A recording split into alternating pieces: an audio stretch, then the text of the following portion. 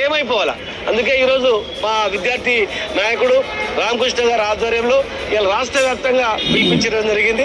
ఇప్పటికే ఇటు కాలేజీ అంటే ఎగ్జామ్స్ కూడా బైకాట్ చేసిన పరిస్థితి, నిన్నటి నుంచి కూడా ఇంజనీరింగ్ కాలేజ్ బంద్ చేసిన పరిస్థితి నెలకొంది. అంటే సమ్మె ఉధృతం చేసే అవకాశం ఉంది నిరసన. ఈ రోజు ఎగ్జామ్స్ రాయాల్సిన విద్యార్థులు రోడ్ ఎక్కి మాకు ఫీజుల బకాయిలు కావాలని చెప్పి హైయర్ ఎడ్యుకేషన్ ముందర ధర్నా చేసే పరిస్థితి ఈరోజు రాష్ట్రంలో ఉంది. ఈరోజు రాష్ట్రంలో ఉన్నది ఏమంటా ఉన్నారు, అనేక ఫీజు రియంబర్స్మెంట్ స్కీమ్ కి అనేకమైన కోతలు ఆంక్షలు విధిస్తా ఉన్నారు.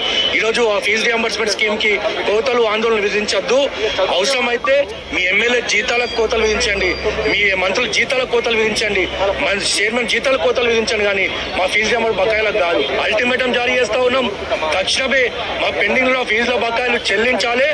లేకపోతే ఏ విధంగా అయితే తెలంగాణ కోసం విద్యార్థి మిలియన్ మార్చ్ చేస్తామో అదే విధంగా విద్యార్థి మార్చి చేస్తామని చెప్పి హెచ్చరిస్తాం.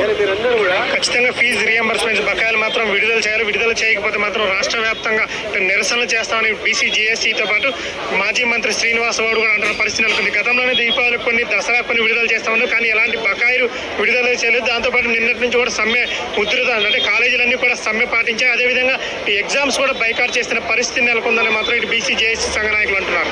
కెమెరా పర్సన్ హరికృష్ణతో శ్రీధర్, టీవీ 9 హైదరాబాద్.